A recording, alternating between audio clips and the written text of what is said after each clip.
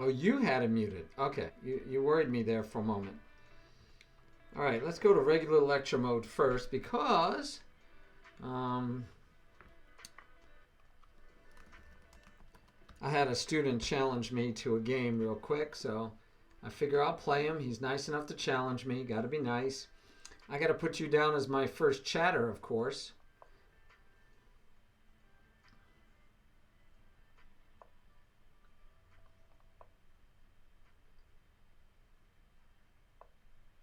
Do do do do do do do do.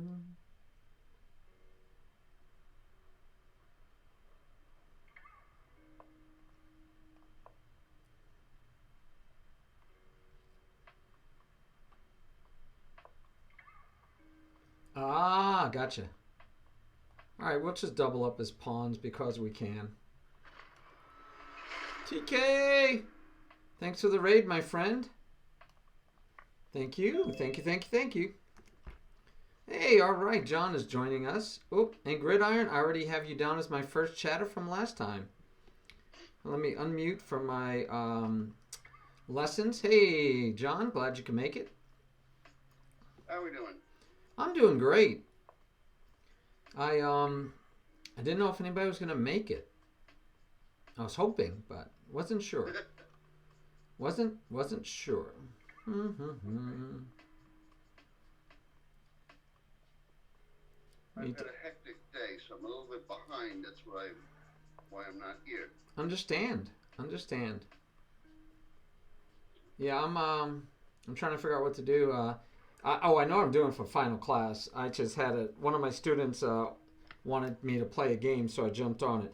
Do you know if Keith knows that we're meeting tonight? He does. Okay, good. Okay, good. He still has computer issues, from what he's telling me. Oh, okay.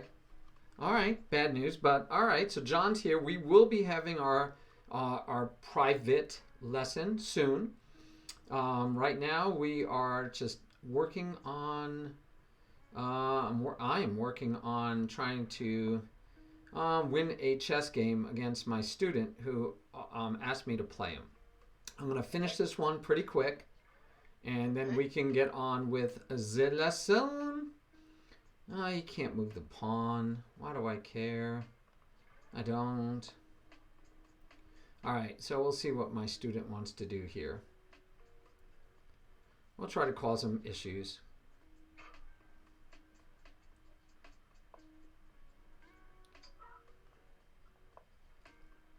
All righty, ready.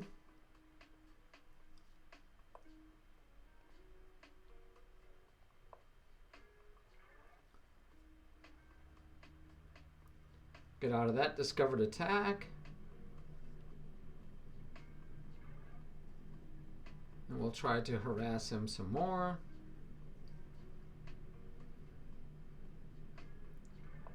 All right, look at you listening to me on the stream. I think that's called stream sniping. Yeah, that's supposed to be not proper or something. I know it's supposed to be not proper or something. I'm not sure exactly what. Stream sniping is not recommended. Something like that.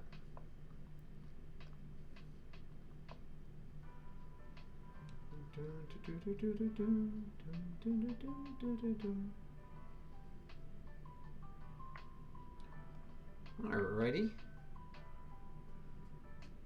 Just I'm trying to finish this game up quick, and I shouldn't have probably started it, guys. That's probably my bad. I'm sure it's my bad. It's not your bad. It can't be your bad.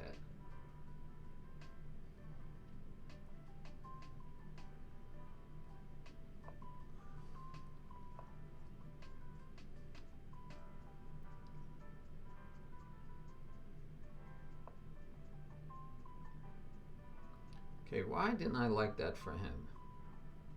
I think I didn't like that because of that move.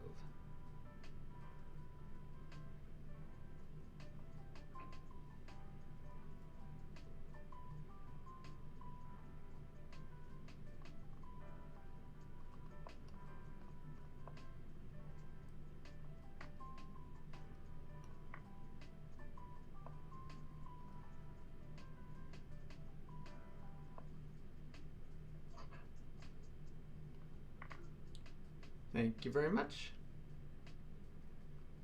We appreciate your patronage.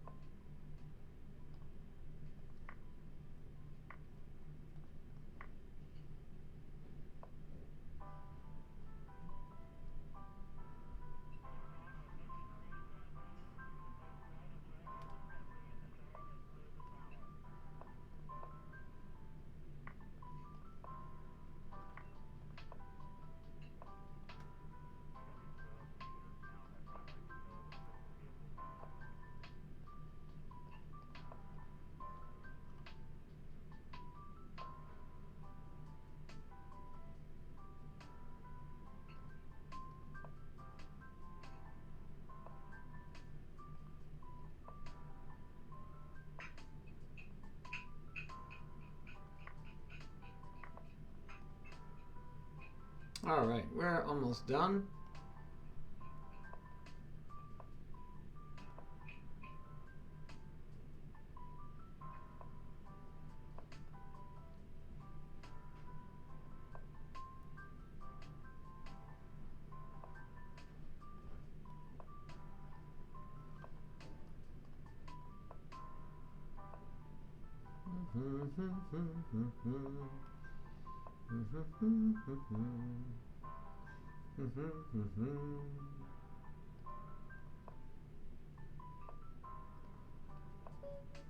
Alrighty. All right, so now we can get to the lesson. And let me put on the classroom. So John, I am ready. Sorry about that. Had to get that out of the way. Good game. Good game. Good game. Let's see now. For our lesson, we are going to do a review. First, we're going to start with a review of everything we did. We've had 20 lessons. This is our last lesson before the summer. So we're going to take off the summer per my brother's suggestion. We had a good spring semester. We're going to take off the summer, come back in the fall. So in the fall, we'll start with Series 200. So I thought we would just do a recap, a review, and maybe something new for what we covered throughout the class so far. It's been a full class. So this is the last class until the fall. This will be our last official class until the fall. So I'll have time to do one-on-one lessons, by the way, which I owe you a couple, right? That's okay. That's no worries about that. Okay, but I do owe you a couple. That's okay. So no classes until the fall. Okay, just wanted to Yeah, make sure I understood that. Yeah, Okay. no, that's good. That's what my brother suggested. He's the one footing the bill. Okay. So I'm not going to argue with him. And it seemed like a logical idea anyway. Good timing, right? Good timing. Okay. So what did we cover? In our first lesson, and these lessons didn't necessarily go in this order. Let me see if I can explode this a little bit for everybody. I'll make it 200%. There we go. Now we could see better. Wow, now I can see. Now I can't see it. It's so big. I'm going to have to go with full screen here. All right, good. Here we go. And I am sharing the screen so you could see it also, John. So we're good to go. So what did we cover at the beginning? Now, so these won't be in the specific order. By the way, if anybody wants to go back and look at all of the previous lessons, I almost have them all loaded, but you can go back and check any of our previous lessons by going to my channel, going to my playlists, and you will find the 100 series playlist. And in there we have lessons 101, which is lesson 1, and I've already loaded all the way through 17. Hopefully tonight, I'm missing 14 somehow. Let me make a note of that. But I should be loading 18, 19, and 20, and then I'll load this one also. Greetings, Sudakus. You are always welcome. Glad you can make it. So I have to still load 14, 18, 19, 20, and then I'll load this one. But definitely, if you missed the beginning, Gridiron, if you missed the beginning, you could go back and start catching them all the way from lesson 101, and then bring me questions. Go to lesson 101, watch it, throw some questions at me, and I'll try to help you out. All right, we'll go over those things that we covered well before that you might have missed. Hey, Gleef, thanks for joining. I know I saw you the other day on whose stream were we on? We rated somebody. Oh, that was on the group team stream, right? The one for St. Louis Chess Club, I think. I like that idea, guys. By the way, one of the things I was talking to Sudakus about that we might try sometime soon is where we actually I team with some other people, and we'll have educators, so people like Thinker Teacher, myself, Sudakus, where we stream together on one channel, right? But you can meet us and see what we do, but that way we'll have more opportunities to teach, because right now I'm only doing my 4 days a week, and I would love to have more out there for you guys, more repetition of the concepts, of the principles, opportunities to practice those concepts and principles, and keep, because you need to hear it more than once, right? Advertising says you need to hear things 3 times. All right, so John is our in-person student, so you will hear John's voice because he'll speak up as often as he likes. But I'm teaching, so I will do less talking to the chat as my bot will tell you, because I'm going over the lesson. So we are just doing a quick review of what we learned so far.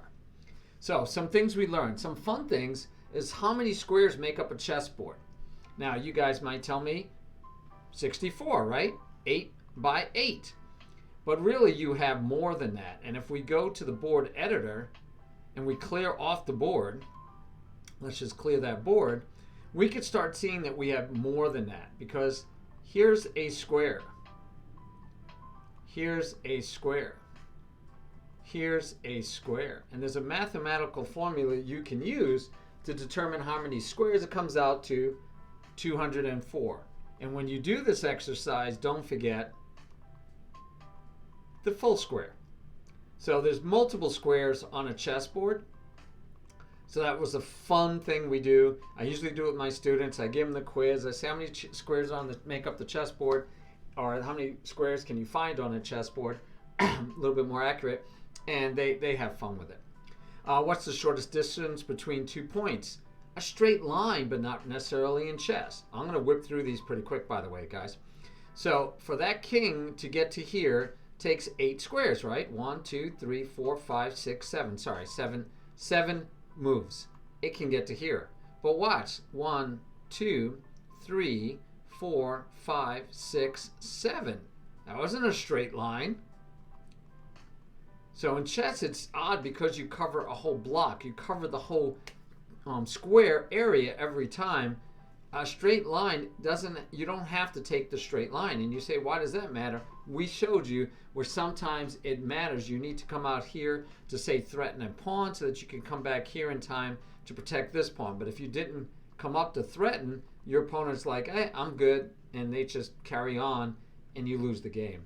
We've had examples. So just an interesting thing to realize, that the geometry of the chessboard belies the idea that the shortest distance is a straight line. It does not have to be a straight line. All right, so we talked about that. We showed it. Maurice Ashley. Ooh, I'm going to fix that spelling right there. Maurice Ashley has a good video on that. Fun. In his video, he talks about it. We talked about all the pieces, what they are, where they go, right? All the basic stuff. En passant. My students still forget what en passant is every once in a while because they don't see it that often, and they almost never remember to use it. Check, checkmate, promotion. By the way, guys, quick question, John, see if you remember. If you're playing an over-the-board game and you put your pawn on the 8th rank, can you hit your clock yet, or do you have to do something first?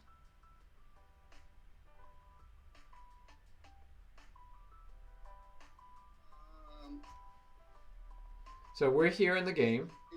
If you're coming from 1. So we're like this, right? And let's say black is over here. And we go here. Is my move over? Can I hit the clock? No. No, in real life, and so in the computer, it doesn't let you. It doesn't stop your clock. I don't know if you guys noticed that. It does not stop your clock until you pick the piece you want it to become. And the computer lets you know it has to be the queen, the rook, the bishop, or the knight. It lets you know, right? But you have to, yes, you have to pick a piece. Whatever piece you want, your move isn't over until you actually pick up and put that piece in place, and then you can hit your clock. That's a little difference between over the board and in person.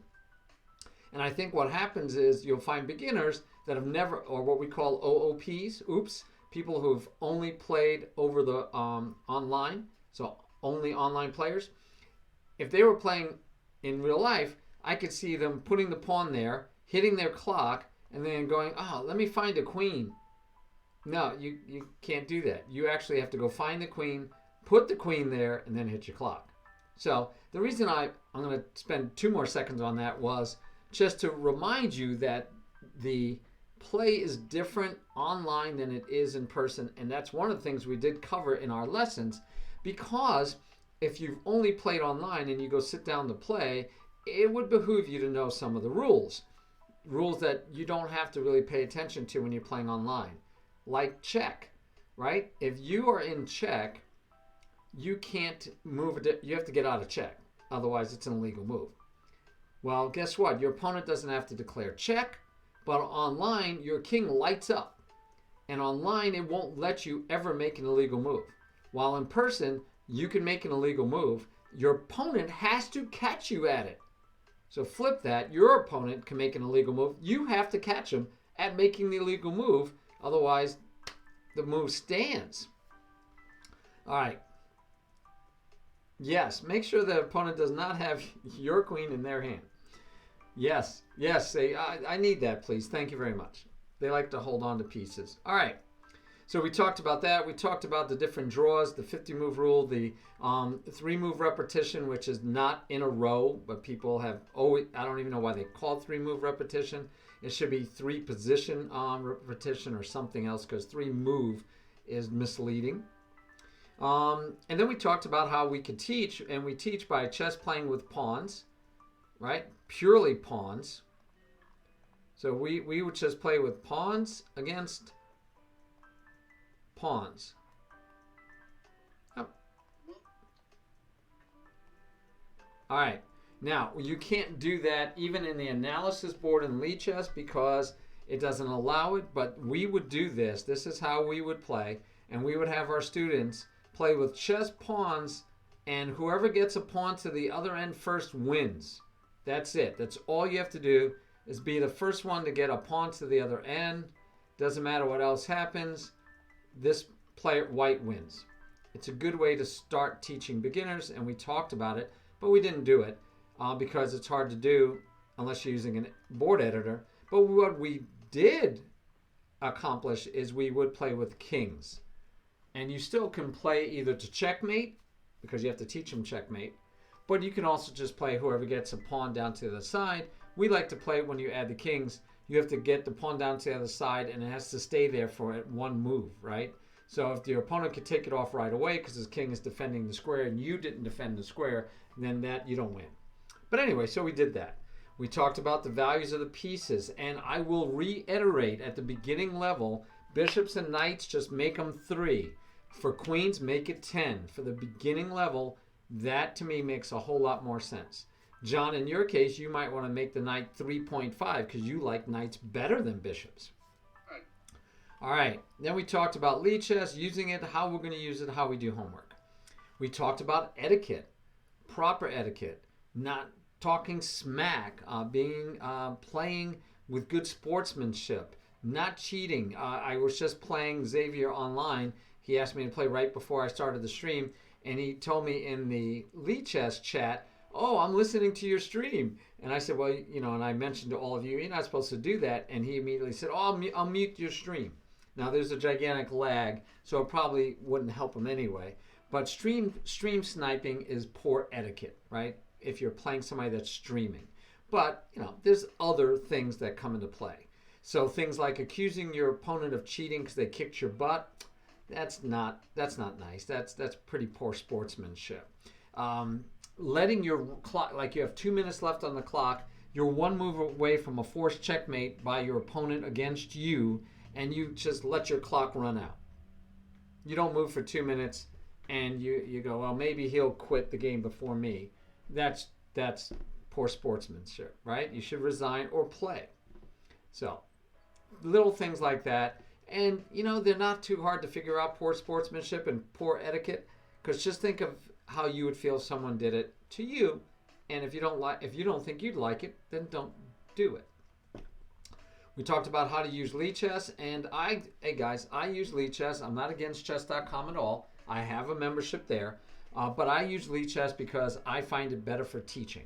Between studies, the analysis board, being able to throw a tournament out as a heartbeat, all the things I can do, I like Lichess for teaching especially. All right, we reviewed definitions, we went over board coordinates.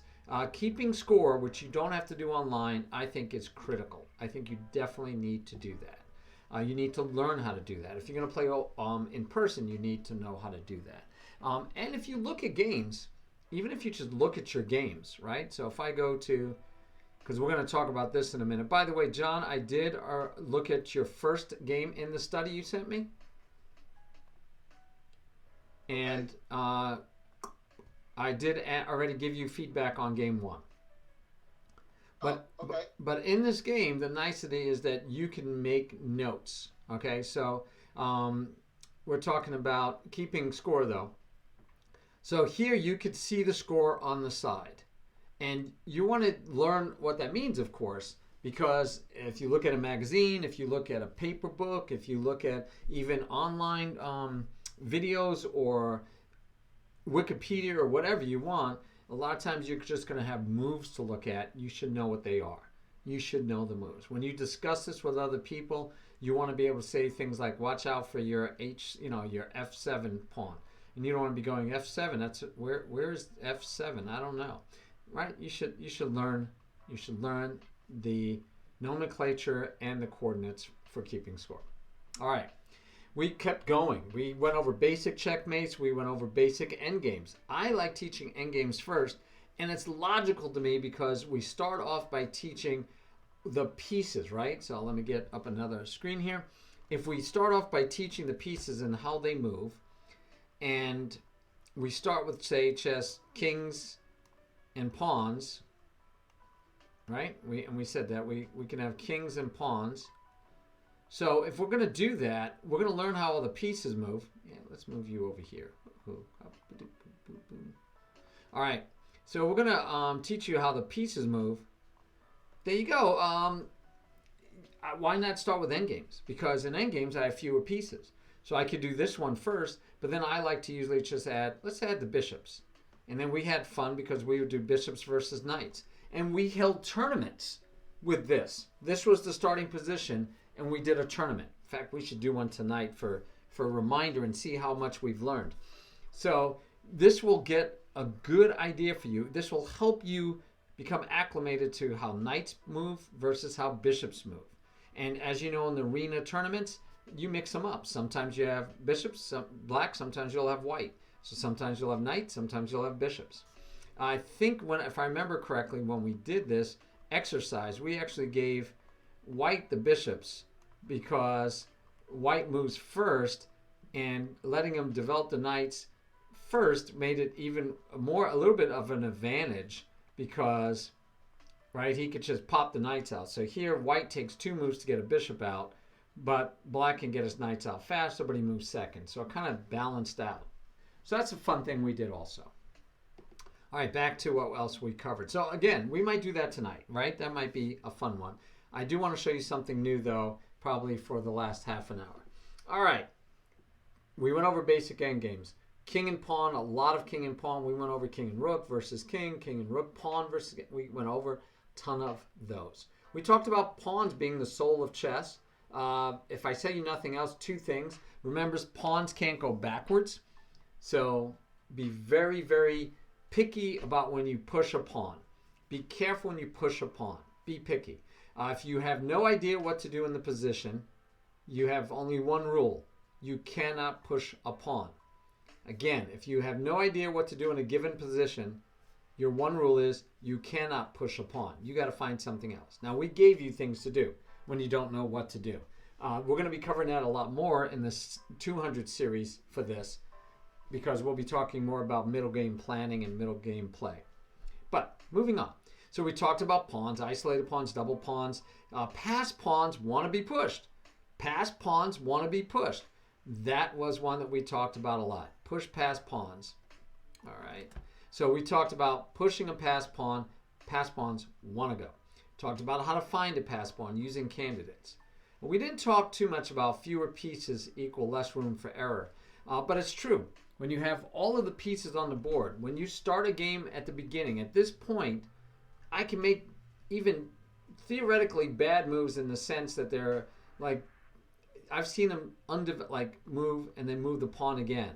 I've seen them move a knight and then move the knight back. I've seen, right, where those are not good moves because you're losing tempo, but it's so early in the game, you can overcome minor errors a lot of times. And in fact, you can sacrifice material early, but you got to do it early. You sacrifice that material early. You gambit a pawn early, and you have a chance, right? You have time to come back. As you get fewer and fewer pieces on the board, there's less room for error. And that's the beauty of endgames, is when you have the less pieces, you have to play more precise. All right, so that's what that was about, and I finally covered it. I love finding what I didn't cover so I can make sure I go over it. All right, we talked about different games, and I already talked about that, how you can practice that. And we could do one tonight where we do knights versus bishops as an example.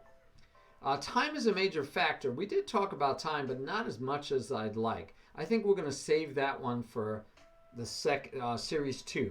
But timing is critical. We even talked about one of the games you could play is tempo tempi. See if you could just gain time. So each move, see if you can back your opponent up, make them lose time. Make them have to, like if you're playing chase the king or chase the queen, you're usually gaining tempo as you do it. I mean, that's the concept behind it. But time we've talked about throughout, we haven't had a lesson primarily devoted to time, but we will. I think that'll be good for the second phase. Of course, the review we've done and we're doing now, so I'm not worried about that. Ooh, didn't mean to do that. Meant to do that. Okay. What do we do to prepare for over-the-board tournaments? Very good question, Sudakus. And you know what? I can probably spend the summer covering that. I need something to cover over the summer. And that isn't maybe specific for maybe it is. Well, I like it though. We could definitely cover that. So I will talk to that question as soon as I finish doing some more review. I like the question. So we talked about opening principles. We did talk about control the center, not at that time when I was doing the others. When ahead in development, don't simplify for the sake of simplification, right? But especially when you're ahead in development.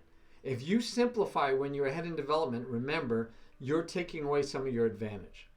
All right? So don't allow unnecessary exchanges when you're ahead in development. And that's probably one I need to make sure I go over again. And again, that'd be a good one. In fact, I'm going to leave it blue because I think that's going to be a good one to cover when we do the middle game discussions in the 200 series.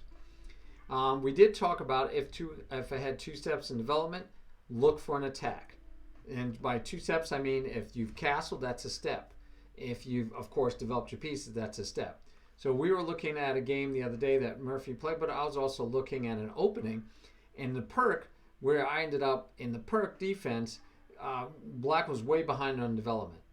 And to me, that is a signal for white to look for opportunities to attack. There might not be. Remember, you can make up mistakes in the opening, but look for those, right? Doesn't mean you have to attack, but look for those opportunities. All right, every time your opponent moves, you have to understand what they're doing. One technique we talked about, was it good, was it bad, or was it ugly? If it's ugly, you should be able to take advantage right away. If it's bad, you might not be able to take advantage right away. You might just win a tempo.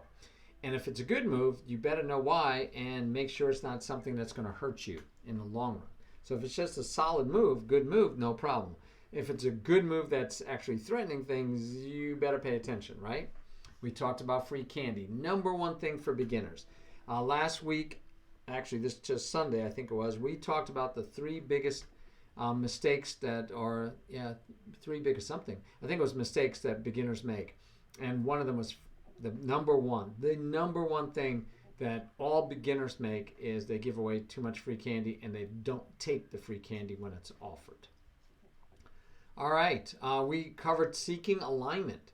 So we are, one of the things I might do today is as the new part at the end would be three tactics to teach beginners. What are the three most important tactics to teach and practice as a beginner? And so we'll talk about that. But I can tell you right now, most of them are going to be born out of alignment. Love alignment. We did not get into pawn break, so good. We'll save that for our mid-class, our middle game lessons, right? The 200 series. All right. Hey, Irv, glad you can make it. We are doing a review of the 20 lessons we covered this year. All right, so we are up to analyzing a position, specifically tactical. And if you have questions throughout John and Irv, please throw them out there. Anything that you need, like you go, I don't remember that, or is that really as important? Or, please. I'm gonna just stream through these and literally stream. So I'm gonna stream through these until you guys stop me for any questions. So don't hesitate. Well, I will echo your comment about free candy. Okay. That's the number one thing. Agreed. In terms of just getting better. Yes. Yeah, I find that all players at at whatever your rating is, if you're still giving away free candy, when you stop doing that regularly, you'll win a lot of games and your rating will get to a nice stable level. And then you could start looking at all the other principles and concepts and learning openings. It always amuses me when I have students that are memorizing openings, but they're still giving away free candy. And then I have the ones that memorize traps, right? So they'll play trappy openings. They'll play the fried liver attack. They'll play the queen. They're going for a fool's mate. That's what most beginners, right? They learn, first thing they learn is fool's mate because they fall for it and they use it against everybody else that they teach how to play chess. But we know fool's mate has a lot of problems in it, right? And you don't have to fall for it by a far shot. And you could get a much worse position. And then they give away, and if you defend against it properly, which is not hard, they end up giving away free candy left and right because they still haven't really learned how to play. But it's fun. I mean, you get to win some games, so I don't lament it too much. So I agree. Free candy is the number one thing. We covered that on Sunday. That was a good one. I'll be posting that one also. I'm not going to post it in the class one, but I'll definitely post it. All right, we did talk about good versus, so we talked about tactical considerations, checks, captures, and attacks, and then looking for your opponent's checks, captures, and attacks. We got a little deeper on tactics. We talked about deflection, interference, and removing the defender. We did go over positional considerations when analyzing a position, talking about good and bad bishops, and if we remember, a good bishop is the one that what? Is outside the pawn structure. Is outside, or it's the what? Go ahead, Irv. I was going to say outside the pawn structure, but it's not on the same color as most of our pawns. Okay, you both are wrong, but you both tried really hard, so I'm going to give you both a bonus point. So the bad bishop is the one that is on the same color, not as most of your pawns, quote unquote. Your center pawns are the only ones we care about. Oh. So the bishop that is of the same color as your center pawns is your bad bishop. Okay. One of our, and John, the reason I say that, and it's not if it's not outside of your bishop pawns, we do want to take our bad bishop and put it outside of our pawn chain so it has a chance to be more effective. But it's still the bad bishop. It's just a name we give it. And we give this one, right? We call this one the good bishop because it's different than the center pawns.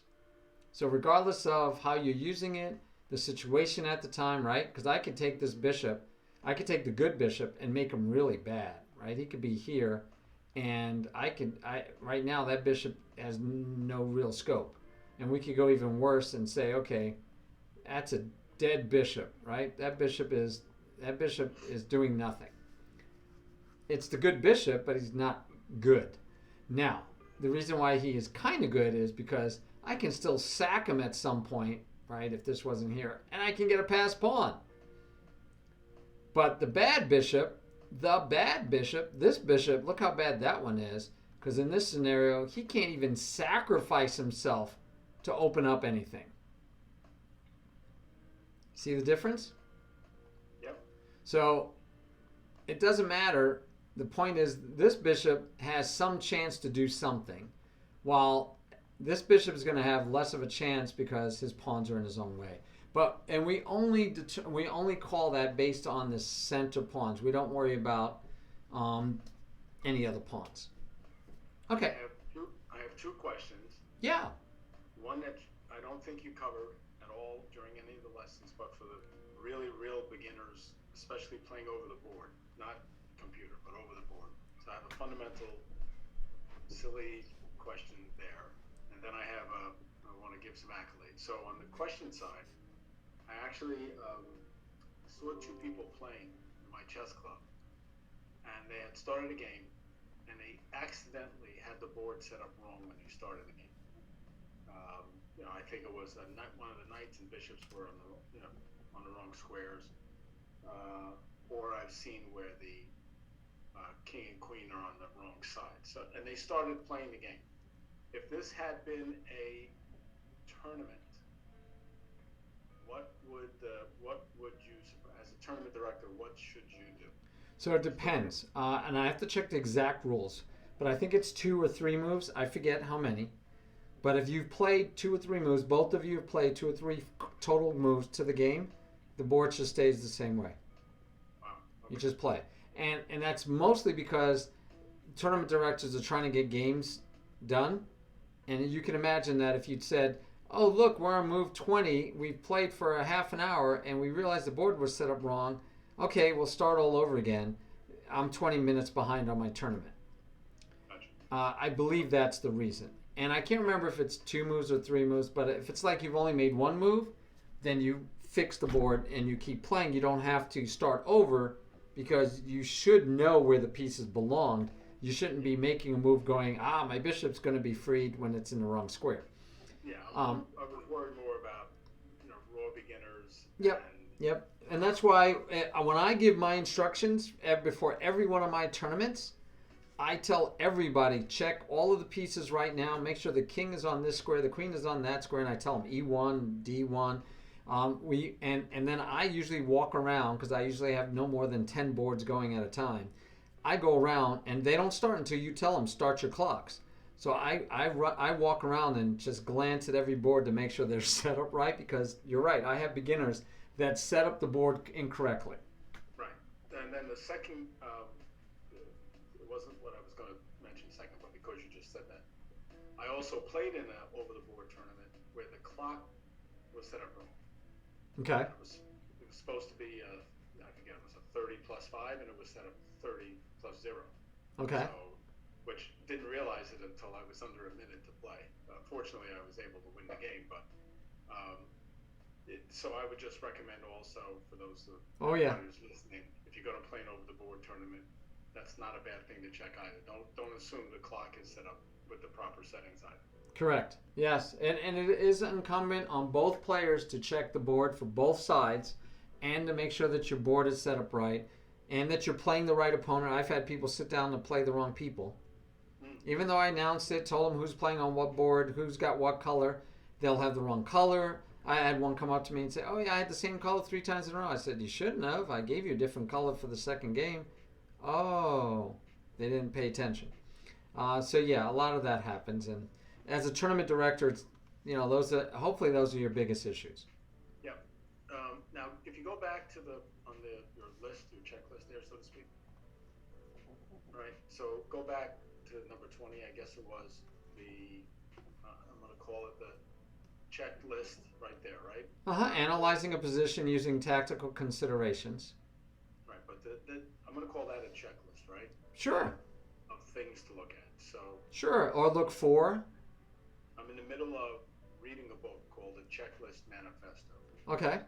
which has nothing to do with chess. It has everything to do with just the benefits of having a checklist when things are complex. And it started with medical procedures, and the guy who wrote the book is a doctor, and he talks about how they were able to decrease serious infection rates in intensive care units by 90%. Just some crazy improvement. And it was all not because the doctors and nurses weren't smart, it's because they put checklists in place that forced everybody to go by that process every time they did a certain procedure. And so I'm just gonna, shout out to this checklist and say that if you employ the checklist, and it doesn't have to be exactly this checklist, even though I think this is the right one for chess, but if you employ checklists on a regular basis that are, well conceived, obviously, then you will have better results. So I'm just putting in a shout out for the checklist. And if anybody wants, the name of the book again is The Checklist Manifesto. I have it on Audible, and I'm listening to it. It's great. So, Awesome. anyway. Yeah, I don't think I could do a shout out literally. So we use shout outs in streaming for other streamers. It's called a shout out, and then it shows their stream address, but I don't think I can do that for checklists. But I will tell you that from 20 years of experience in the Air Force and being in the training the area, I was a training NCO for a while. One of the things that I learned is checklists are used. We have criteria that we can look at to decide if a checklist should be used. And one of them is its criticality factor. And a criticality factor is how important is it to get it right the very first time. And if it's something that you have to get right the very first time, it's now we're probably going to use a checklist. The second factor is how often you do it. So if you do it every day and it has to be done right the very first time, we want a checklist. And so that goes on a fire extinguisher, even if you use it every day or if you never use it, right? So some things, because of the criticality, we have the checklist and we put it prominently where you can use it.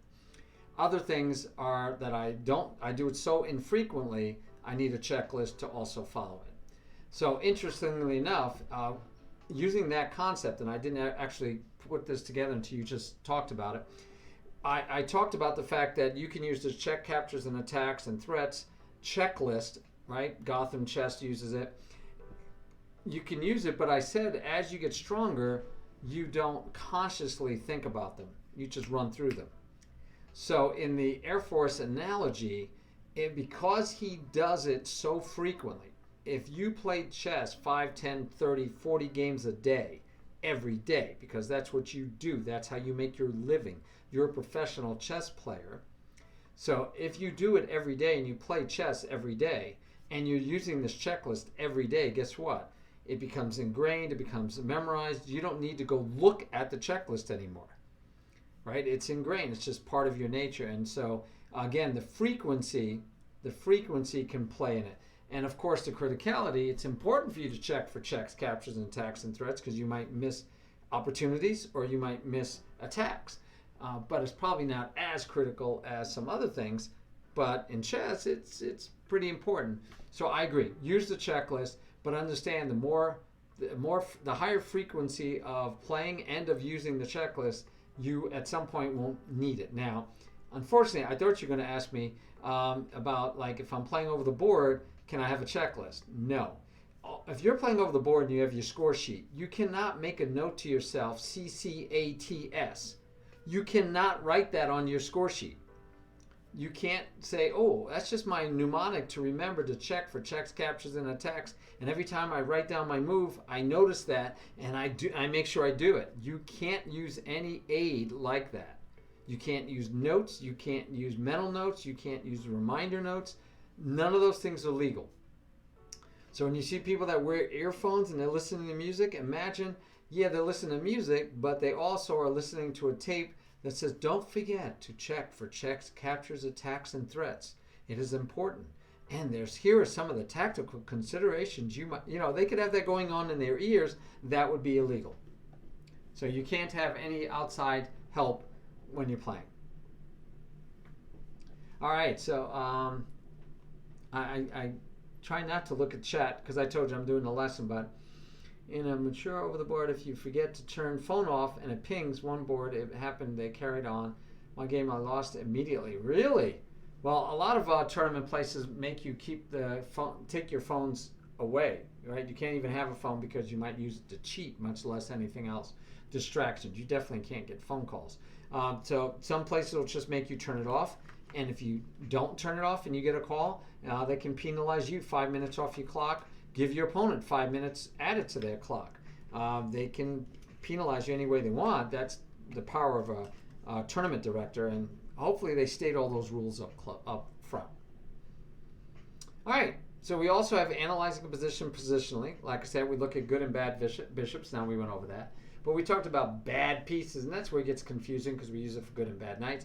But bad pieces is any piece that is poorly developed and maybe not going to get developed. And in general, we talk about a bad piece. It could be a knight on the rim. It's mighty grim. That could just be a bad piece.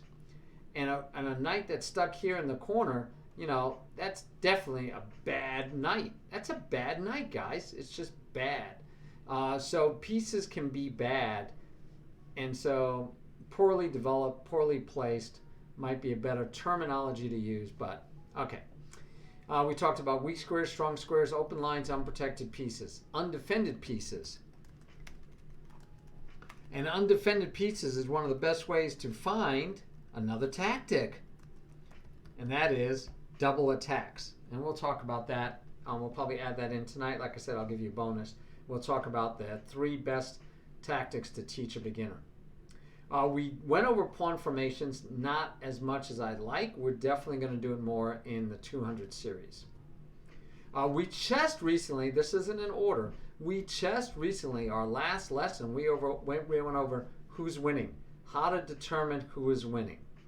Because that's important. A lot of time, every puzzle, when you do a puzzle, I like to anyway, every time I start a puzzle, the first thing I ask myself is who's winning. I need to look at the situation. A lot of people do puzzles and they just start looking for the best move. But I like to understand the situation. And so sometimes I'll see that, oh, my opponent has checkmate in one move.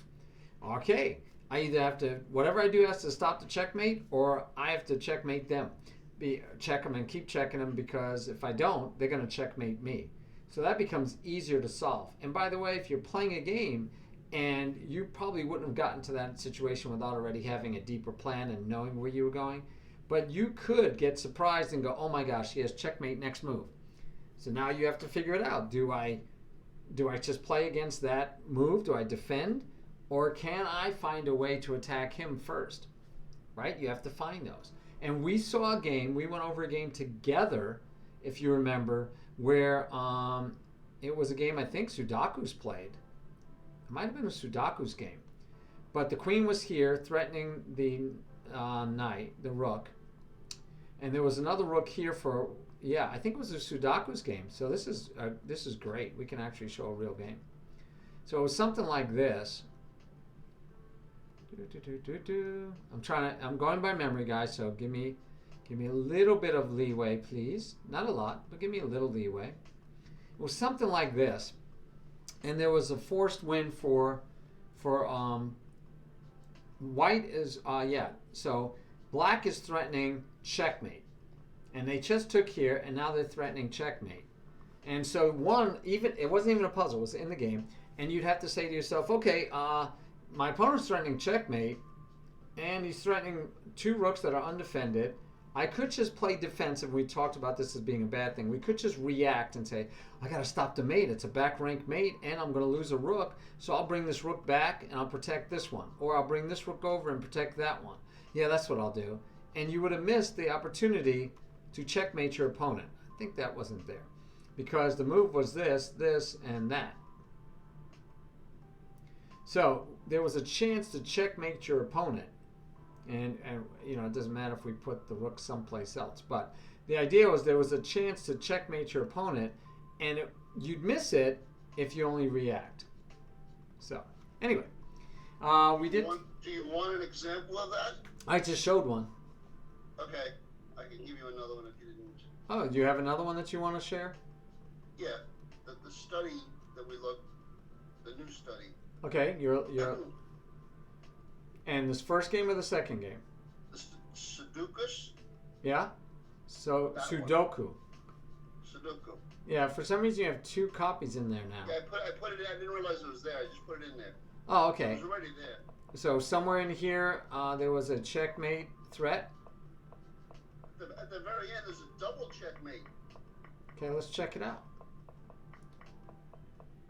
I didn't get to review this game yet, and I still haven't, obviously.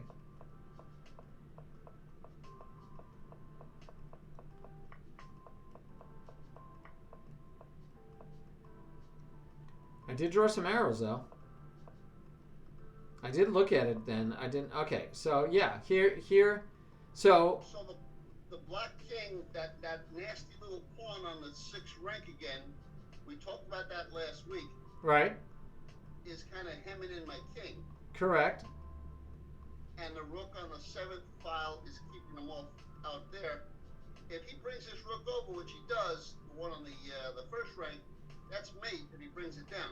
But where's he gonna bring it? He has to bring it here or here. Correct. Well, that's where he bring. If you'll see what he does. Yeah, but he can't get there. So he. That's protected by the knight.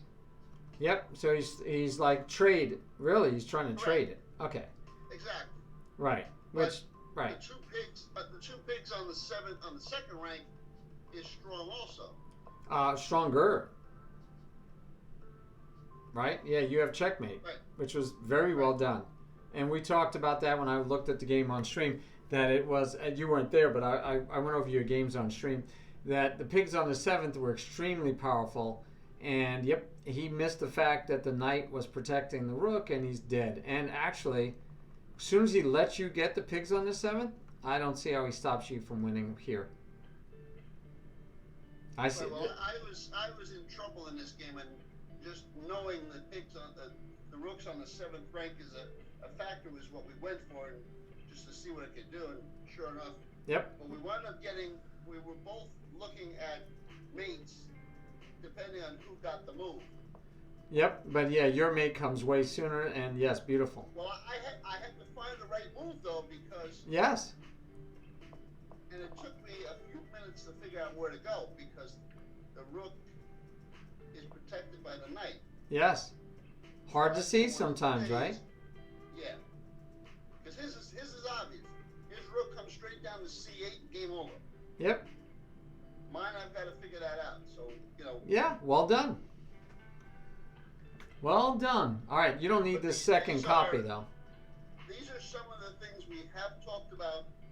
The pawn on, that little pawn on the 6th rank was really annoying. It looks very simple, but it's annoying. Yes. The knights in the center of the board we've talked about is protecting that rook, which saves the game because you can't take. You can break up the 2 rooks now and check the king without him taking you. Yep. Oh, no. That was beautiful. So there's a bunch of different principles or ideas, however you want to call it, that we have talked about in the past that play a factor here, and he had the same thing work on his end, where he parked that rook on the 7th rank and hemmed in my king from coming out. Yep. Like you did yours. Right. Yep. You both did So good. all- You both did well. Yeah. Yep. But your knight keeps him from trying to clear out, and his pawn is keeping you from getting the rook to try to clear out yours. But yes, pigs on the 7th. You got your both up there on the 7th together, and that's just going to be devastating.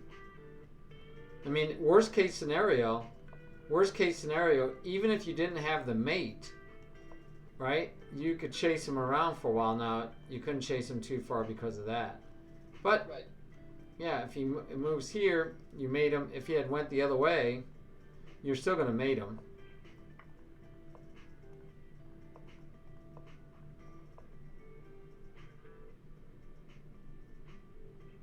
Can you see the mate? Actually, can you see a mate here? Or a better move? I don't know if it's a mate. I should have. Yeah, it's a mate. How would you mate here? In 1, No, but how would you force mate? Quickly. rook to F2, Okay. And then whatever he does, then the rook to h1. Oh no, you can't do that. Ooh. Hmm.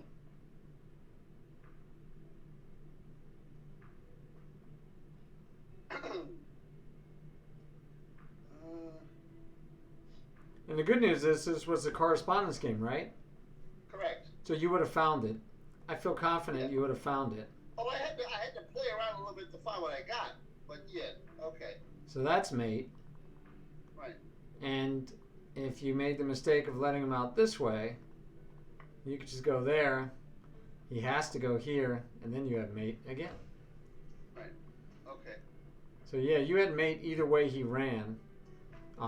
But yeah, very good job. Very well found. I was quite proud of you. I was definitely applauding you left and right because good job.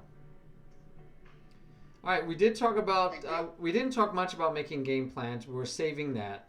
I know we talked about blockades and pawn from it, but we didn't do it deeply. And we didn't talk about studying chess and games within. This one actually I did a blog post on.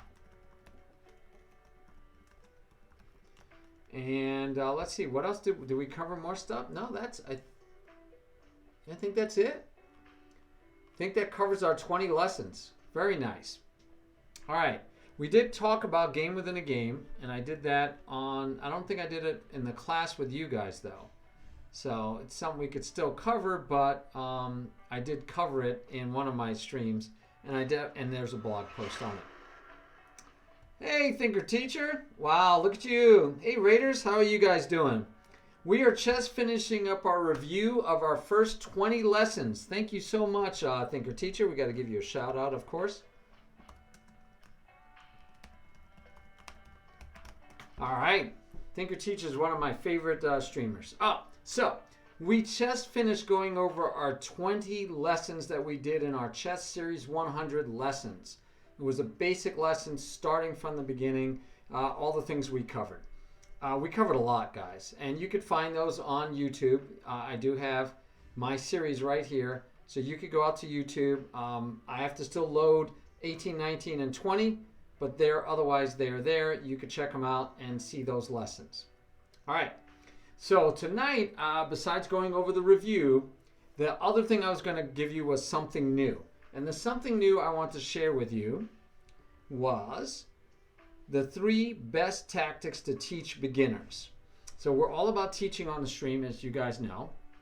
And I will tell you, before I do that, I was asked a question by Sudakus.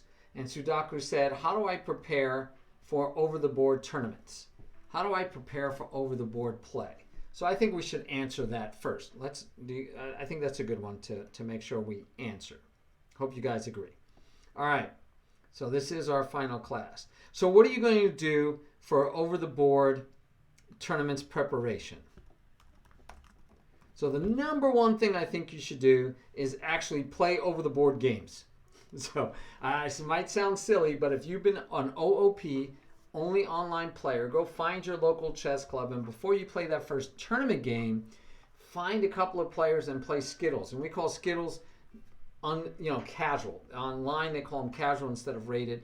Go play casual games, but play them with a purpose. Play to win, play as hard as you can, play with a clock, play it as much as you can, play over the board as much as you can, mimicking what you would do in a tournament.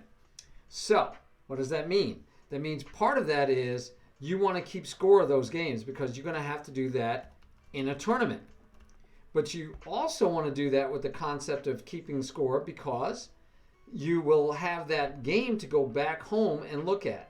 When you play online, we get spoiled and we're like, oh, every game I play, there it is. I have it written down. I have all the moves. I know what I'm doing. I can see it. I can go back and review it. I can throw it into the chess engine and it can tell me what I did wrong. Over the board, you don't have any of that. So you need to learn to keep score. Keep score of every series game. Make every game series if you're prepping for an over-the-board tournament. It's really great if you could find somebody to study with. So that's number 3. And by the way, if you find somebody to study with and your first time let's say you've played over the board, you have a rating. So let's say you're 1200 over the board. It makes it easier if you have a rating. It's one of the reasons why I tell my students, every game you play online, it should be a rated game. The rating means absolutely nothing, guys. Absolutely nothing. But you want to play rated games all the time because it will help you prepare. It'll help you be serious. It'll help you have a little anxiety because you don't want to lose rating points. And also, you'll have the feedback on how well you did against somebody of a certain rating. But what we're looking for is we want to play someone 100 points higher than us. Okay, we're looking for an opponent that's 100 points higher than us. So if you're 1200 over the board, you want to find a player to play with you that is 1300. And why? Because they should win 3 out of 4 times. They shouldn't beat you 4 out of 4 times. They're not going to adopt you. And you shouldn't beat them more than 1 out of 4 times. And 1 out of 4 times means that you are good enough to give them a challenge. They have to still focus. They have to play hard. But they are not so good that you can't get a win. So you get the confidence of getting a win, but also they're at a level that they're just a little bit better than you, 100 points, so they will help you improve. So right now I'm 1958 or so over the board. I should be playing a 2000 to a 2100. 2050 to 2100 is what I should be playing over the board to prepare. Even if I do it online, I should do it to prepare for playing in a serious tournament. Now, that done, I should also be going over my gameplay, going over end games. I love going over end games. End games will win you so many games, and it's clear, it's pristine, it's a beautiful, beautiful thing. End games are beautiful because they are so clean, and they're right. We've talked about end games a lot, guys, because I love them so much. But you could be in a situation where you have one right move, every other move is bad. And we could just be talking about a king and a couple of pawns, or king and 1 pawn against a king. You could have, with your king, you can have 5 different moves, and the pawn can move 1 move. And so you have 6 different choices, and only one of those wins. Every other move draws. Every other move draws. So it's a beautiful thing. It's a beauty in its simplicity. But I would study my endgames for sure, Sudakus. That would be a critical thing. And then I would definitely look at studying not so much my openings as my opening principles. But you got to know whatever opening you want to play, you want to know the basics to it. You want to understand the concepts behind your opening. If you are young and have the mind for it, and you can memorize 20 moves in your main line, go for it. There's nothing wrong with memorization. I wish I could do it. It's a great tool. Hikaru Nakamura has a great advantage against his contemporaries, the fact he has a photographic memory. Guys, do not belittle that. That is so powerful that he can memorize things so much easier than the next person. So that saves him time to do other things and to learn other things. But wow, what a gift to be having photographic memory. So if you can remember moves, if you can memorize moves, there's nothing wrong with that. But for the rest of us that aren't that great at that, you need to understand the principles and concepts. And even Hikaru, if you throw a move that he doesn't know, hasn't seen, he has to be able to play it over the board, right? You still got to be able to figure it out, guys. So any game will get you to a point where you have to play it over the board. You're playing chess. You got to know how to do it. All right. A book to you, 100 Endgames You Must Know. I do like that one. I like that book. I like 100 Endgames You Must Know. I also like this one, Essential Chess Endings. I think it's a good one. Essential Chess Endings, Explained Move by Move, Volume 1. I haven't gotten to Volume 2. Jeremy Silman, I like him. He's a pretty good author. But I would like that one also. But yeah, 100 Endgames You Must Know. That's fun. I'm telling you, Endgames and books. We don't use books as much anymore because we have so much out there on the internet. It's easy to just get it for free. It is. I think the books still have their place. I mean, I can sit down and read that at night. I could get on my phone, but you know what? My eyes get tired of looking at a computer screen all day. I like a good book. And I can make notes in it. It's nice. It's nice. And I will tell you this also. Again, this is sentimental. but I like finding books my dad had, chess books, and I find his notes in the margin, and his handwriting is quite easy because it's horrendous handwriting. I like looking at those. I really like looking at those markers, those things he writes, and I go, wow, that's my dad wrote that. It touches me. My dad taught me how to play chess when I was 8 years old. So, yes, and you can study chess, the practical ones, because you're not looking at everything in the world. Yes. And by the way, if you really want to get serious about studying for your over-the-board tournaments and you have your opening repertoire down pat, look at the pawn formations in your openings, which is one of the things I really like to do. So don't just look at the pawn, and there's a book actually that goes into this, but I think it's outstanding. So here's the birds that I play a lot. I do play the birds. And if you just remove all of these pieces, and you just say, I just want to know what the pawn formations that I'm going to be playing against. And I see this kind of pawn formation all the time, guys. And you could say, and sometimes, well, a lot of times that's not fianchetto. And you could say, okay, if this is the pawn formation I'm playing against, how do I play against the pawn formation, and what kind of endgame am I going to end up with? And so this is where you start deciding, do I want this pawn push? Do I want this pawn break? Am I going to do this pawn sometimes? How do they play? How does it feel? What does it do to the game? What don't I want to do? Opening up bad, making weaker squares, making these squares really weak. This square is weak. This square is weak, right? And understanding the pawn formation, double pawns you're playing against. This is a nice outlet that he tries to get you out of. And then so you might have a target. You also have a line over here for your bishop because that pawn is not protected by a pawn. So you end up with that line too. So understanding these nuances of the pawn formation helps you. Make sense? Thank you, Thinker Teacher. Yeah, you guys can't see the whole board. There you go. Sorry. Yeah, when I use the board editor, it's a different screen. So thank you very much. Yeah, definitely. All right. So, yeah, yes, Thinker Teacher brought over 100 people with him. They're very quiet, though. Very, very polite. They know I'm doing a lesson, so they're being very quiet, which is probably good for me, because if I had to try to keep up with 100 different people saying hi or asking questions, I'm not a speed reader like these other guys on stream, even Thinker Teacher. I don't know how you keep up with multiple people chatting at you. I just don't know how you do it. Sudakus used to stream a lot. In fact, I started off streaming with Sudakus in a sense that we met each other early, and that's how we met. So Sudakus is my main man. We streamed, and in fact we did, which we might still do some days, Hand and Brain in Spanish, where I would try to do nothing but speak and listen to Spanish, and we'd play Hand and Brain using Spanish because I was trying to learn it. So, oh no, yeah, you can start. We are actually almost through with the official part of the lesson where I lecture. So let me finish just going over these basics, which we did. And the next step I want to talk about was the three, right? We said 3 best tactics to teach beginners. So that's what I wanted to cover. And when I do that, that's more open. So yes, chat, if you have questions, you can throw them out there. And yeah, go for it. You guys can, I will try to keep up, Harry. I will try to keep up.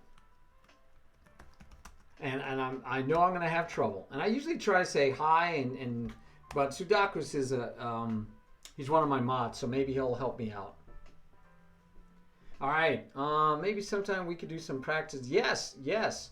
So Gridiron, so Sudakus might be the right person for you. So John Irving, my last thing I'll give you for the summer, before we go for the summer break, is find a player. And you might have to just play online. Now, let's talk about how this works. You could go find a game online, right? You could create a game. But when you create a game, you could say, I want it to be, oops, let me cancel that. Didn't mean to do it that way. I'm going to abort. All right, so what I meant to do is you go to play, and you want to create a game. There we go, this window in Lichess. I'm sure they have the same thing in chess.com. And what you want to do is pick here 100 points higher than you. All right, so you're going to say, I want 0 minus, and I want plus 100. This would be one way to do it. And that's what I'm searching for. Get yourself a game. By the way, make it 10 minutes plus an increment. 10 plus 3, 10 plus 5. We don't want to play anything faster than a rapid Sudokus for prepping for over the board. Best would be to play 30-minute, right? 60-minute, what you'll play over the board, but I'll take rapid. Rapid is good for the argument. Go ahead and go and look for someone 100 points higher than you. Find a few players, play them. You'll probably lose because you're only going to win 1 out of 4 times, guys. So if you play them, they'll beat you. They might feel really good about themselves. Chat with them a little bit. See if you like them. If you get along, say, hey, would you mind playing me, matches, 4-game matches? Because I'm trying to get better and you're stronger than me. And my teacher says 100 points higher, which you are, would be perfect. Can we play 4-game match? And if they say, yeah, play them. And if you get along, you could just keep doing that. And by the way, if you ever get equal to their rating, time for you to go find a new partner. Do the same for other people. Pay it forward. When you find somebody you beat that's your 100 points higher than, feel free to offer to play them a 4-game match. And remember, you're supposed to lose 1 out of 4 games. So don't get all upset when you lose that 1 game and quit, right? And go, I'm not going to play him anymore. All right? So. Harry is guessing at our 4. I think you are close, but we're going to go over them. Awesome. Sudokus, you know we like students. Guys, you can join first of all, you could join my team. All you have to do is that so that you could play in our tournament. And we do World Chess Championship qualifiers. Right now we're at under 1,400. So if you go there and you check it out, you join the team, and then we have qualifiers that you can play in. And I have to load the next qualifier.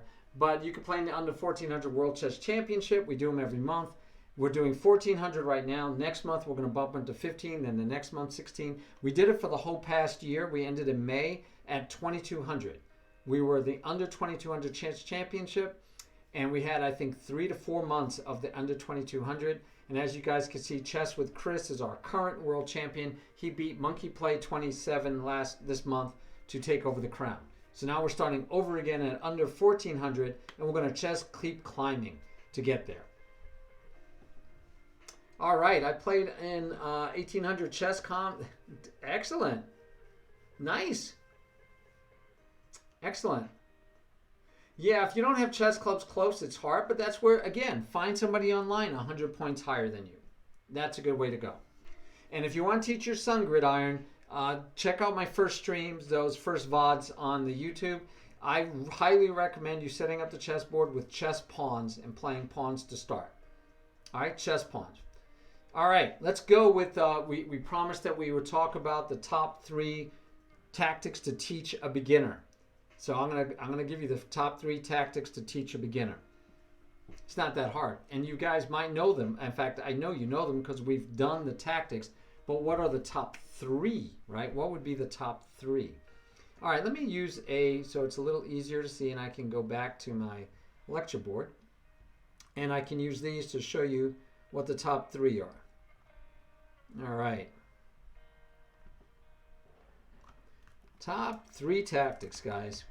And I can let you guess, but I can tell you that almost all of them, the top 2, are both predicated on the same concept that I love. And you guys know it. If you're seeking chess enlightenment, what you really need is chess alignment. All right? That's really what we're looking for. Not chess enlightenment so much as what we really want is chess alignment. All right, let me close my basics because we're done with that one too. All right, so we want alignment. And by alignment, I mean where you align your pieces with the king and the queen or any undefended piece you want. So let's find, hey, you know what? We can even use Lemurf's other game because he's one of our students, and that way we stay in our theme of our lesson. And we're going to go to Lemurf, and we're going to look at some of Lemurf's games. We're going to grab any game. We don't care. This one, White actually lost, but let's find, I don't mind that he lost, but it looks like it was early game. It looks like he resigned that game. And, let's make Murph feel better. Let's find a Murph win. That's always fun. Okay, so here's a Murph win. And this is a faster time frame than Murph plays all the time. He plays really well. And he's 1800 right now in, what is it, correspondence on Lichess. Yeah, nice job, Murph. Good job, good rating. You've been building it up. I will shout out again that is mostly due to free candy. Yeah, free candy, right? So just as that's evidence of that. Yeah, free candy. Even in correspondence, Murph is finding free candy. So that's why free candy was the #1 mistake beginners make, right? Is free candy. We just did that stream on Sunday. So here's alignment. This is what I mean by alignment. The bishop is aligned with the queen. And so guess which of our first tactics we should teach is the pin. #1 tactic you should teach a beginner is to understand a pin. That if that knight moves, you lose your queen. So not only to use the pin, but conversely, you have to teach. You gotta be aware. You have to teach them that, hey, if I move my knight, I'm gonna lose my queen. I don't know how many times I've seen beginners get pinned and just move the knight anyway. And then when they lose their queen, they're like, oh wow, how'd that happen? So teach the pin, understand how the pin works. It's critical. So what do? We block the pin. The alignment, by the way, this is also why it's important. The alignment is still there, but we are no longer pinned. I can move that knight safely. And in some situations, like if this, let's say this is being attacked, and let's just say I block my queen, so it looks like it's not protected, right? It looks like it's not protected. That, of course, is protected, even if I have another pawn there. Let's say I castle, and let's say he takes. I just have a free knight. Why do I have a free knight? Because this bishop is undefended. You might say, no, I'm going to take here, but yeah, then I take your bishop. You say, well, okay, then I'll take your bishop. Guess what? That knight comes back, and that knight will take back, and it's a known little tricky situation that happens. But there you go. This pawn is not hanging by that pawn. Actually, even if he takes with the pawn, I could take this way because the bishop is still hanging. And you take my knight, I can get the bishop, I still got the pawn back. But what you'll see many times is the knight takes thinking, hey, I'm protected. Yeah, you still lose a piece. This flat out loses a piece. This bishop needed to be protected, and more than once, right? Even if the queen is protecting it, you're still threatening, right? Even if the queen is protecting it, I can still take it because I have 2 pieces on it. So beauty there. So, and if black takes, you still take back. So alignment is our #1 tool we're going to use to find those tactics. And all the tactics, I want to almost group them together, but our #1 tactic is going to be the pin. Now, we have 2 types of pins we like to talk about, right? So this is a pin. Let's see if we can find another pin in this game before I talk about it.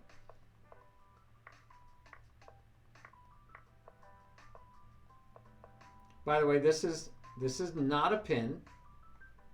It's a good threat because we're going to double the pawns. And Murph has learned. One of the things I'm so proud of Murph. Murph has gotten a lot better. He doesn't even know how much better he's gotten, I think. One of the things that Murph does is he's like, I'm not going to move my pawns after I castle my king. I want 3 unmoved pawns until I have to move it. He knows that. And so here, these pawns are already moved. So you don't want to castle queenside in general. And if black allows this to be doubled, he's not castling kingside comfortably either. He's got to stay in the center, and there's already a semi-open file, and it's not, you might be able to survive in the center. A lot of the pieces are gone, so it's simpler. But yeah, we might not want to do that. I like that, ST. Pin it to win it. I like saying that. Pin it to win it, my friends. All right. So I didn't see what I wanted to see was another type of pin, so I will just throw it in here now. That is not, I'm lying because I'm not throwing that in there. Where is what I want? I can't even throw it in here. I can't even throw it in here. I want to show you another pin. So let's go back to here maybe. I'm not going to get it. It's not going to happen. So let's say, for argument's sake, this were here. So here we have another pin. So this is a pin. It's a nice one. Threatening to win a queen. This one is called an absolute pin, as you guys know, because that knight cannot legally move. And the nice thing about playing online is if you click on that knight, it's supposed to show you all the legal moves, right? Look at all those legal moves for the knight. Look at all the legal moves for the bishop. That one has no legal moves. Look at the legal moves for the pawn, for the queen. Wow. Click on the knight, you get nothing because that knight cannot legally move. This knight, let's move something. This knight can move. This knight can legally move. Might not be a good idea because you're going to lose the queen, but it can move. But if you look, black cannot move his knight. So it's an absolute pin. So the pin is the number one. You will have opportunities to make pins not only in the opening, but in the middle games. You have opportunities to pin pieces throughout games.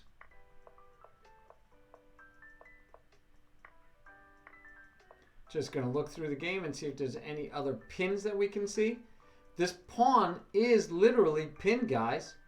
If I put a piece here, or if I take this pawn with my knight, let's say, that pawn cannot take back because the queen is undefended. So is white's. So what happens if this pawn moves with tempo, like with a check? We could get a discovered attack on the queen. And I'm giving away my second tactic I want you to teach. Now, if that queen had stayed there, let's say we have this move. That is free candy because he's not going to want to lose the queen. How could white have found that? Because way back here, he could say, alignment. I'm aligned with a queen that's undefended, and he could be saying the same thing. But I'm aligned with a queen that's undefended, so therefore I'm going to come here. I'm threatening to win a pawn. How do I find that? Alignment. How am I doing it? A pin. All right, Black Season says I'm out of town. Get me out of here. And we continue on. Ooh, look at that. Free candy. Free candy, guys. He didn't take the free candy. That's free candy too, by the way. In fact, I'm pretty sure Murph is black. Yeah, I remember this game. So, in fact, this is funny because when I first saw this game, I watched it live. This was in one of my tournaments, I think. Or, no, I think I was just watching it live. But anyway, I immediately thought, hey, why don't you just take that pawn? It's free candy, right? As soon as this move, I said, wow, that's free. And it's a check. But, of course, this is better. It's also a check, and it's a knight. And if he takes here, then black can actually block and make it harder for black to win any material. Murph did much better than what I was thinking. My gut, my first reaction. And by the way, that's one of the reasons why we teach our beginners and non-beginners, don't take the first good move.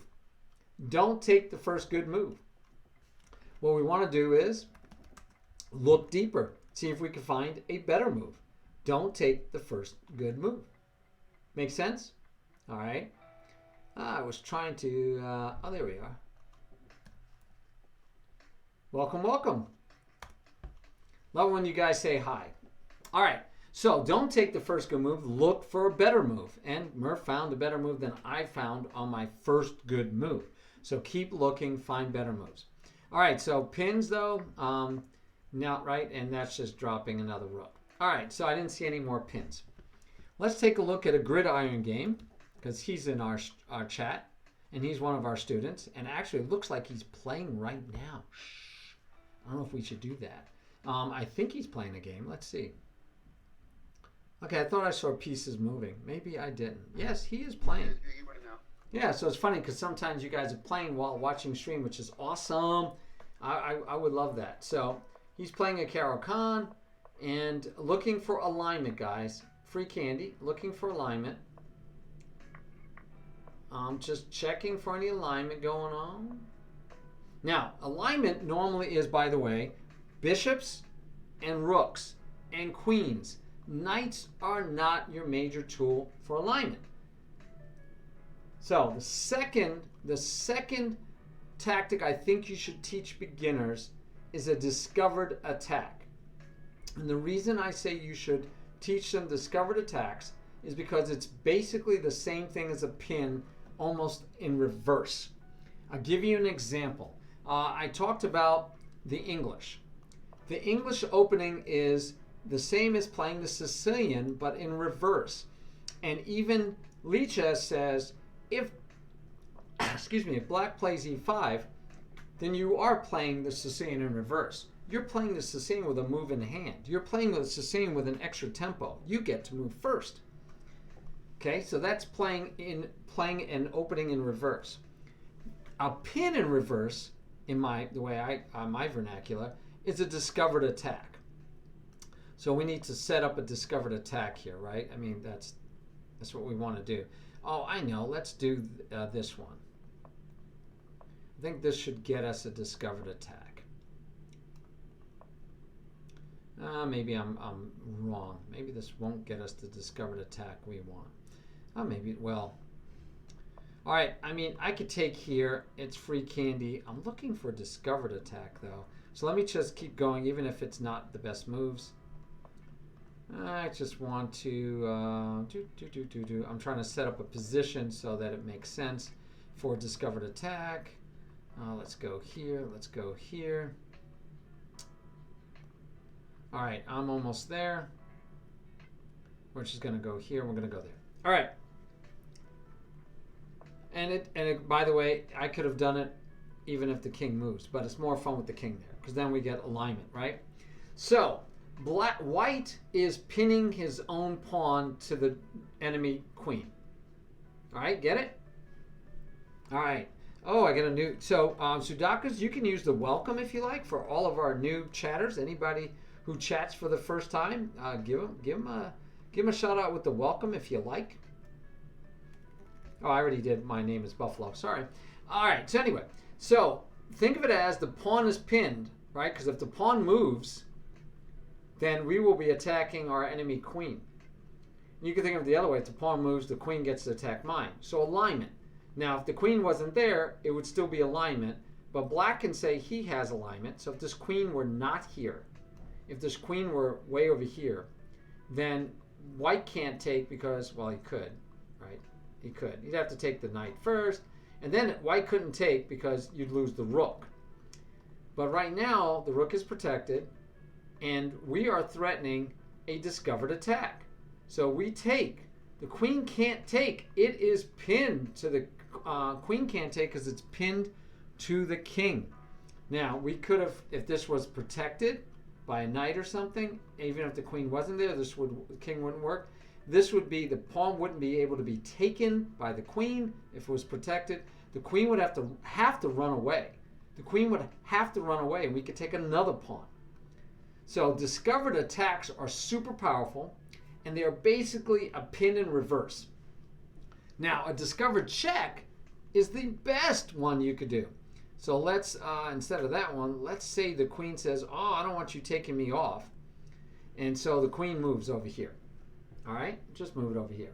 Now we have a discovered check. And that's super powerful. Why? Because you have to respond.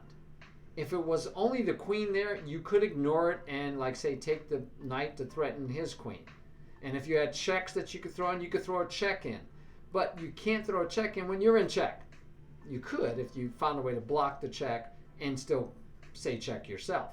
But in most cases, you have to now respond to the check. What are you going to do? You could put something in front, lose it to the pawn. You can move the king. And again, the same idea. I get to take another pawn because I had a free move, because you had to respond to the check. So discovered attacks, discovered checks, I say those are the two. The next one that you should teach is discovered attacks. And that's primarily because I consider it a reverse of a pin. All right. The third tactic I would teach to beginners is a double attack or a fork. So, and you're going to see why I think these all work out really well. So a double attack or a fork.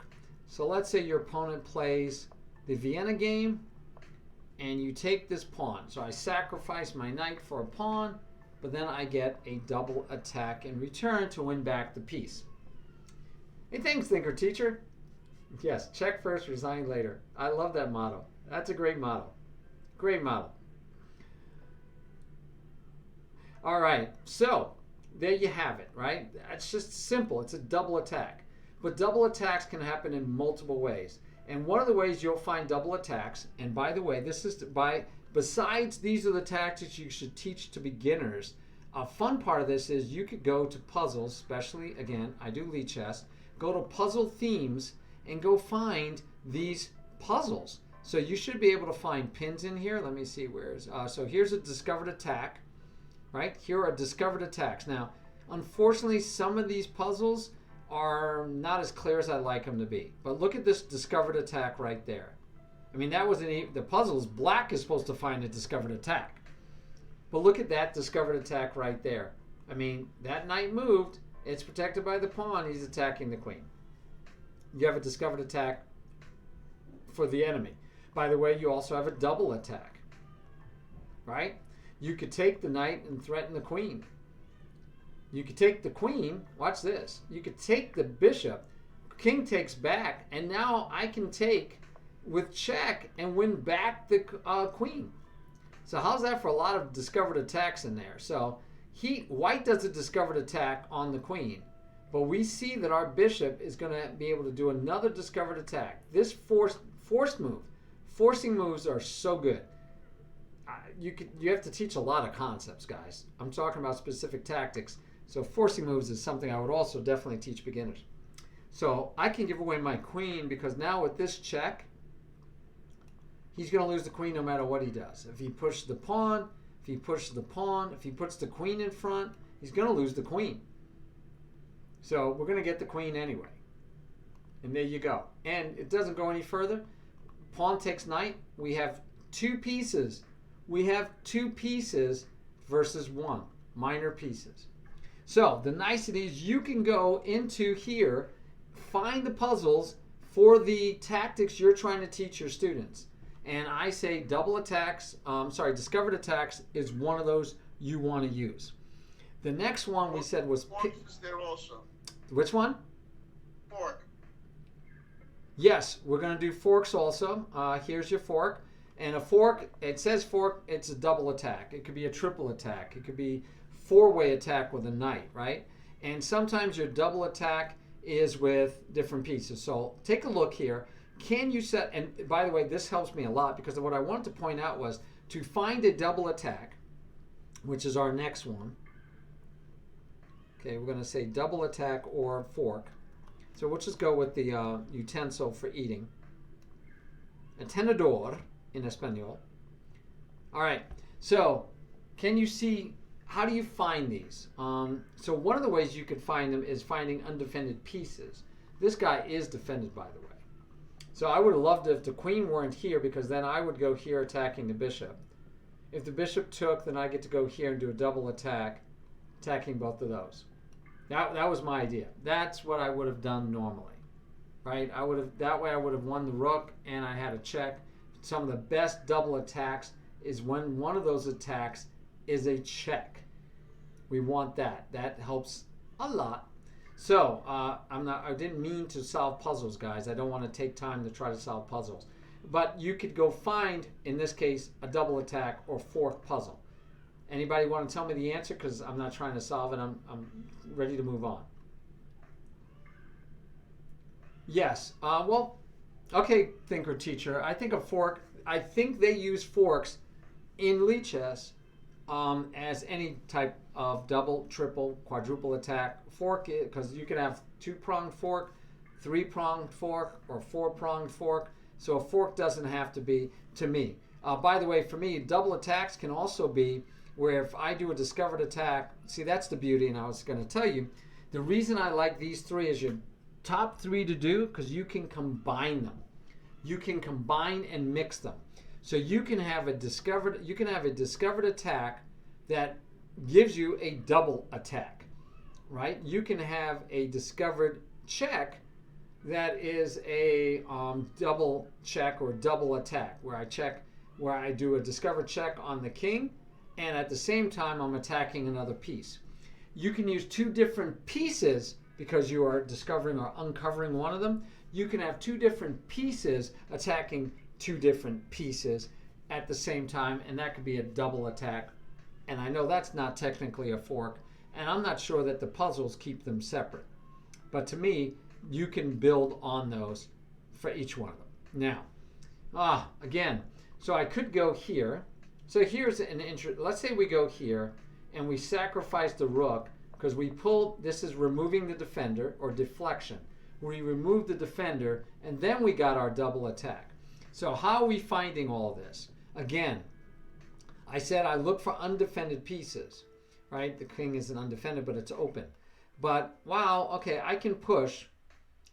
I mean, is he really going to want to go back? Probably not. Not good. I mean, he could have. I don't know what would happen at the end of that because you get the check. His king can go there. I don't see why he couldn't have gone back. You would think if he went back, he'd keep from losing the game. I'm guessing. But yeah, if we just push and he takes, then we take with the rook because then we see that we're going to get a double attack and win the rook. And when we win the rook, we'll be up a bishop. Right? All right. Moving on. So again, types of puzzles you could do. So the fork is in there. Now, double check is a form of a attack, but it's a double check is when you're hitting the king twice with pieces. So it's not a fork, right? And it's not attacking two different pieces, but it falls under that double check, double attack. Yeah, well, bishops too. You can fork with, and queens. Yeah, a lot of different ways you can fork, which is fun. So, but here you get a double attack, and all you have to do is figure out which way, right? Because double checks are super powerful. Now, is it one of the top ones I teach? No. Why? Because I got to give beginners, first of all, they got to stop doing free candy. But then you have to give them tactics that they can see every game and use every game. Double checks are they're much rarer than a double attack, a fork, or a pin, or discovered attack. So I don't go with those. This is a discovered attack, by the way. It is also a double check. And I have two places to go. Why do I want to double check? The power of a double check is black cannot take either piece. Black cannot take either piece. 99.9%, in fact, I can't think of a time it isn't, the king has to move. So you can, again, forcing move, I can force the king to move. Now, if I go here, and the king moves up and attacks my knight, I can get in here and attack the king, but then the king gets to take. So, would I rather the king not be able to get away? Yeah. So if I go here, if the king goes here or here, well, I can't go there. If the king goes here, it's an immediate mate. King can't go here. King can go here or here. And if the king goes here or here, the queen can come back and say check again. And now he only has here, right? Or he could come here if he had gone here. All right? And if he goes, let's say he goes over to this side from that check, I can bring that knight back for another check. I don't know. I can also take this pawn, and after that, that all looks like it's ending soon. I don't think this one ends as soon.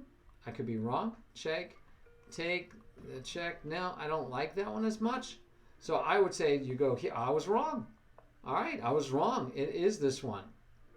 Now I'm thinking I still have to go here. And look at that. He didn't even want to take because I guess he'd get stuck over here and lose quicker. I'll buy it. I'm not thinking it through, obviously, very well. But yeah, I'll buy it. And what here? I don't know. I'm not going to worry about it at the moment. I already blew the puzzle. All right. So, but that's a double check. But not the ones we're looking for. We're looking for the three. So I already have for you the, we already did a fork. We already did a discovered attack. The only one we don't have is a pin. Where is the pin? I thought for sure they should have a pin in here. There it is. Okay, I thought there You're was. right. Oh, there You're it is. right. You're Yeah, right. there we go. So here we're looking for pins, right? I mean, that's the deal. Look for a pin. So you can take these three top tactics to teach beginners. One, because it's easier for them to understand. Two, it's easier for them to find. There will be pins all the time. There will be tons of pins to be found left and right. Give them pins. give them these puzzles to do. Now this one is really high. You're working with a beginner, right? So if you're working with a beginner, like I like to use, let me show you this on the full screen. One of the things that Lichess gives you is this. I tell my beginners, start at the easiest mode. Get 10 in a row right. Start at the easiest mode, get 10 in a row right. Once you get 10 in a row, jump up to easier. If you get 10 in a row right at the easier level, jump up to normal. Until you cannot get 10 in a row right, keep going higher until you can't do it anymore. And when you can't get 10 in a row, that's your spot. Stay in that nice sweet spot and do your puzzles. All right? And there's tons of puzzles, tons of tactics, but these are just the top 3 I think you should use for teaching a beginner. And like I said, you can combine them. That's the beauty for me. So you can combine the fork with a discovered attack. You could just you can combine a pin with a fork, right? After I pin, I'm going to double up on them, and then maybe I'll get a double attack out of that. They help each other. Discovered attacks, again, are the pins in reverse, and you can set up a discovered attack that then leads to a pin that leads to maybe to a fork. There's just so many opportunities blending those 3. Will we have time? That's a great question. We are at 9:42. The lesson is over, John and Irv. Thank you so much, as always, for being here. And this is our last class for the semester, so I will see both of you guys in the fall, along with Keith and Janet and whoever else is in class.